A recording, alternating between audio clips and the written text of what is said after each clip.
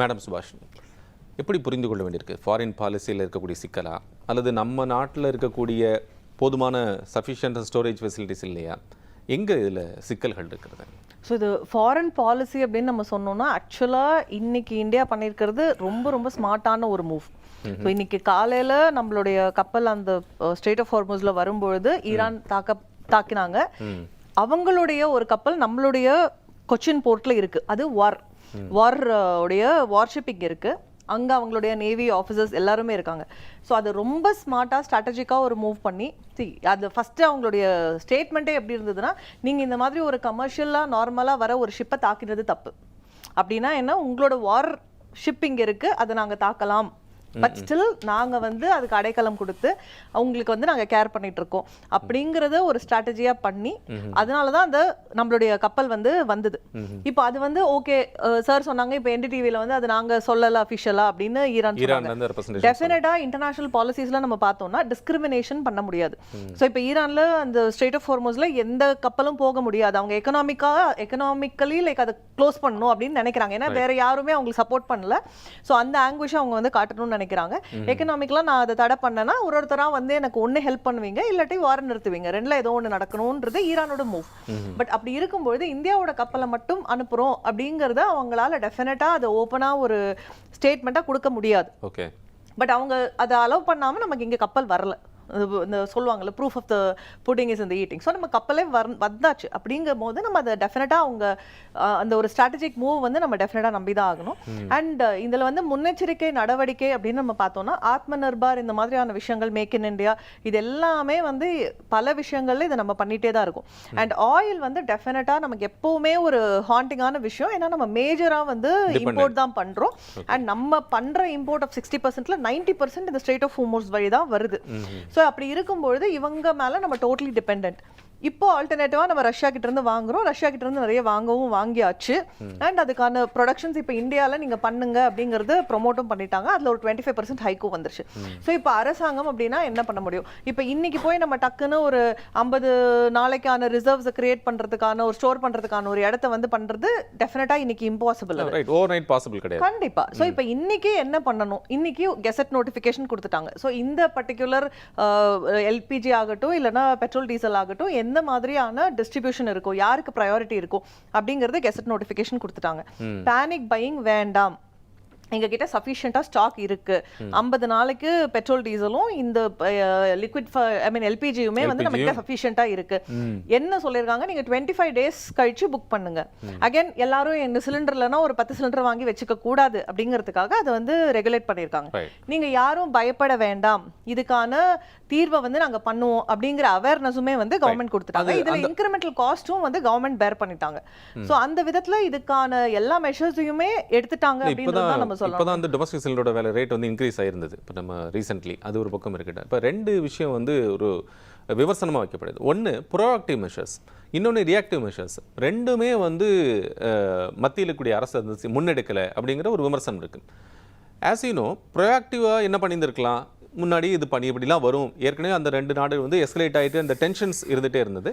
அதை வந்து அப்போவே நம்ம கணிச்சு ஏற்கனவே இந்த மாதிரி பிரச்சனைகள் வருமோ அப்படிங்கிறத நம்ம கொஞ்சம் யோசிச்சு அது பண்ணியிருந்துருக்கலாம். ரைட், வந்துருச்சு. இப்போவா பண்ணியிருந்தார். இப்போ இந்த ரியாக்டிவ் மெஷர்ஸ் கூட நம்மளால் அது துரிதப்படுத்த முடியல, வாங்க முடியல. இப்போ தான் நம்ம வந்து அமெரிக்கா கிட்ட நம்ம வந்து ஒரு குறிப்பிட்ட சதவீதத்திற்கு எண்ணெய் வாங்குறதுக்கு ஒப்புதல் போட்டிருக்கோம். அந்த எண்ணெய் நமக்கு இங்கே வந்து சேரணும்னாலும் கிட்டத்தட்ட 1 மாதம் ஆகும்னு சொல்லி ஒரு கணக்கு சொல்கிறாங்க. இந்த 1 மாதம் வந்து இப்போ இன்னைக்கு வார் முடிஞ்சால் கூட இட் டேக்ஸ் 3 வீக்ஸ்.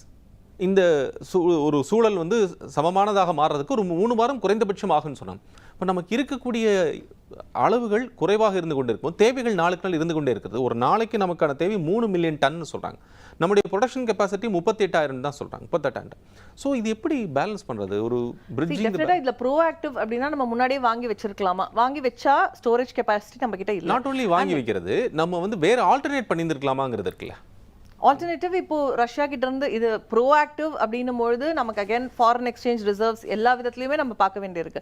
ஸோ மொத்தமா நம்ம போய் லாக் ஆகி அக்ரிமெண்ட் பண்ணி கடைசியில வாரே நடக்கல அப்படின்னாக்கா இப்போ இது தேவையில்லாம நமக்கு ஒரு செலவு, இது வந்து நம்ம இங்க ஆல்ரெடி ஒரு அக்ரிமெண்ட் இருக்கு அப்படிங்கிற மாதிரி வரலாம்.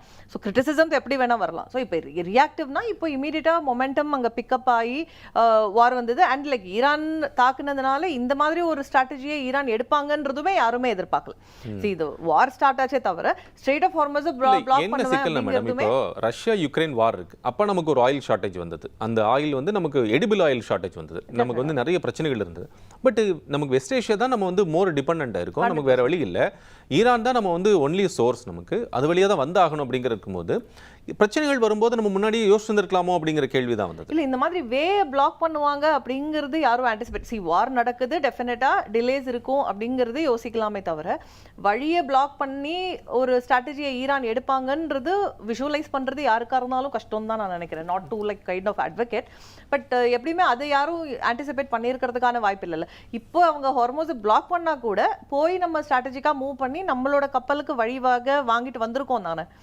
ஸோ அதுக்கான முயற்சி ஒரு கப்பல் தான் நம்ம வந்திருக்கு. அது எல்லாருக்கும் எப்படி சஃபிஷியன்ட் பத்துங்க ஒரு கப்பல்ன்றது இப்போ வந்திருக்கு. பட் டெஃபினட்டா அதுக்கான ஏதாவது ஒரு விஷயம் வந்து நடந்திருக்கும். ஏன்னா இனிஷியலா ஃபர்ஸ்ட் சொல்லும்போது 4 கப்பல்னாங்க, அதுக்கப்புறம் ஒரு கப்பல் வந்திருக்கு. அண்ட் அதை வந்து அஃபிஷியலா அனௌன்ஸ் பண்ண முடியாதுங்கிறது ஈரான் சொன்னாங்க. அது டெஃபினட்டா வெரி ஃபேர் அண்ட் எல்லாராலையும் புரிஞ்சுக்க முடியிற ஒரு விஷயம். ஏன்னா இன்டர்நேஷனல் ரிலேஷன்ஷிப்ல டிஸ்கிரிமினேஷன் பண்ண முடியாது.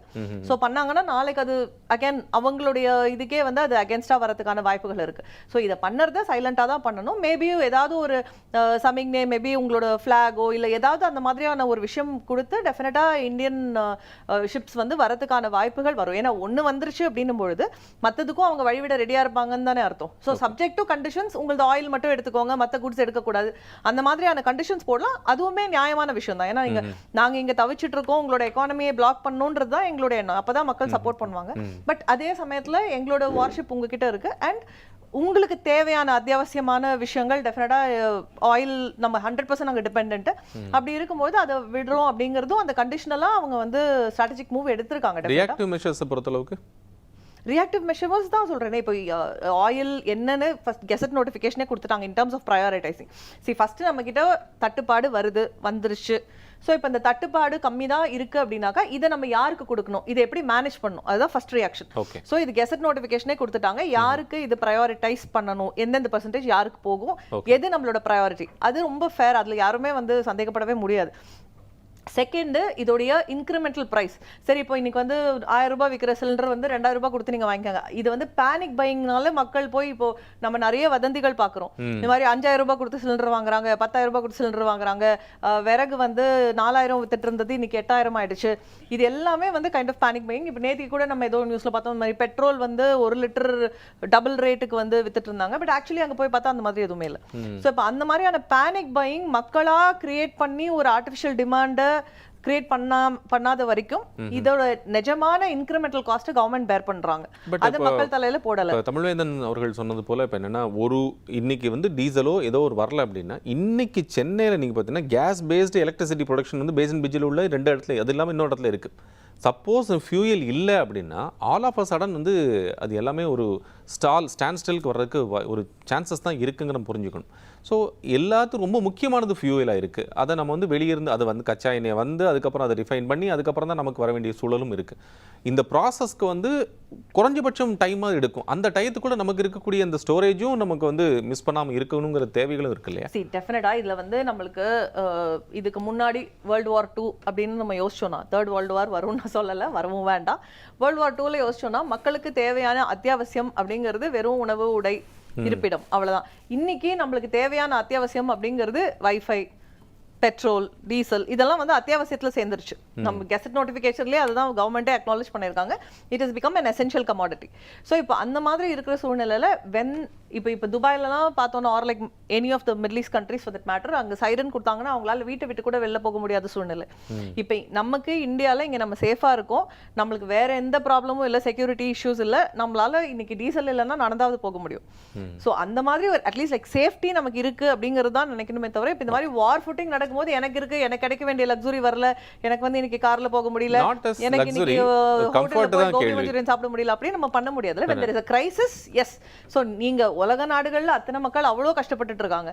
ஸோ நம்மளுக்கு சின்ன சின்ன அட்ஜஸ்ட்மெண்ட்ஸ் நம்ம பண்றது பண்ணி தான் ஆகணும். அட்லீஸ்ட் நம்மளுடைய பிரதர் இந்தியன் சிஸ்டர்ஸ் அண்ட் பிரதர்ஸ்க்கு அட்லீஸ்ட் நம்மளுடைய இந்திய நாட்டு மக்களுக்கு வந்து அட்லீஸ்ட் அடுத்தவனுக்கு கிடைக்கிறத நான் இன்னைக்கு வாங்கி வச்சு எனக்கு ஸ்டோர் பண்ணி அந்த மாதிரி பண்ணாமையாவது இருக்கலாம். ஓகே சுபாஷினி மேடம், இதில் வந்து நிறைவாக உங்ககிட்ட நான் கேட்க விரும்புறது என்னன்னா, இன்னி ஒரு நியர் ஃபியூச்சரில் நமக்கு ஒரு சிக்கல் வந்துருமோங்கிற ஒரு பயம் எல்லாருக்குமே இருக்கிறது. அந்த பயம் சரி செய்யக்கூடிய நிலைமையில் இருக்குங்கிறதா நம்ம புரிஞ்சிக்க வேண்டியிருக்கா, இல்லை இது இந்த சப்போஸ் வார் எக்ஸிஸ்ட் ஆச்சு கண்டினியூ ஆச்சு அப்படின்னா அது இன்னும் ஒர்சன் ஆகும்னு வெரி ஃப்ராங்க்?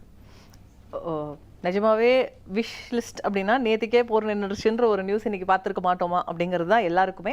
ஸோ போர் நிற்கிறதுக்கான வழிவகைகளும் டெஃபினட்டாக இந்தியா மட்டும் இல்லை, இந்தியாவுக்கு இந்த கஷ்டம் இருக்குன்னா சுற்றி இருக்கிற அத்தனை உலக நாடுகளுமே இதை வந்து ஃபேஸ் பண்ணிட்டு தான் இருக்காங்க. நம்ம இன்னைக்கு தமிழ்நாட்டில் இருக்கிறனால நம்ம இந்தியாவை பற்றி மட்டும் பேசுகிறோம். ஸோ அத்தனை பேருமே டெஃபினட்டாக இதுக்கான மெஷர்ஸை எடுப்பாங்க. அண்ட் இந்திய நாட்டை பொறுத்த அளவில் நம்மளுக்கு தேவையான அந்த அத்தியாவசிய பொருட்கள் இன்க்ளூடிங் நம்மளுடைய petrol, diesel, liquid petrol, LPG எல்லாமே வந்து ரொம்ப சர்ப்ளஸ்ல எல்லாருக்கும் வந்துருமா, ரெஸ்டாரண்ட்ஸ்க்கு தேவையானது எல்லாமே ஓப்பன் ஆயிருமா அடுத்த ஒரு வாரத்துலனா டெஃபினட்டாக அது வந்து டவுட்ஃபுல்லாக தான் இருக்குது. ஹேவிங் செட் தட் நமக்கு வந்து டெஃபினட்டாக எசென்ஷியலாக இருக்கிறது வீட்டில் தேவையான ஒரு சிலிண்டர் கிடைக்காம அந்த மாதிரி ஒரு கஷ்டப்படுற சூழ்நிலை வராமல் கவர்மெண்ட் பார்த்துப்பாங்க அப்படிங்கிற நம்பிக்கை டெஃபினட்டாக இருக்குது. நன்றி.